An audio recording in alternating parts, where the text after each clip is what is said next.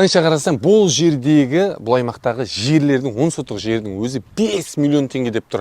Ал енді қараңызшы, мына үйді неше теңгеге ала аласыз? Небәрі 12,5 миллион теңгеге. Ойлаңызшы, үстіне, жердің үстіне 7,5 миллион теңге ғана қосылып тұр. Сонда камераны маған беріп түсіндіріп жүрейін. Достар, бұл біз үйіміздің сыртқы көрінісі, сатылайын деп тұрған үйіміз.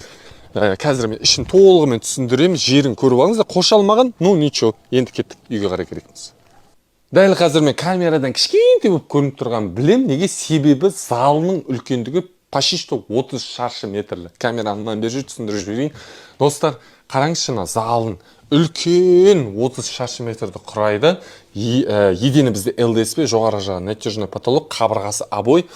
Әп-әдемі былайынша зал, үлкен зал. Енді қазір мен планировка жағын түсіндіріп шығайын. Үйіміздің есіктерін міне қарап алыңыздар, мынадай кіреберіс бөлігі міне мына жақта.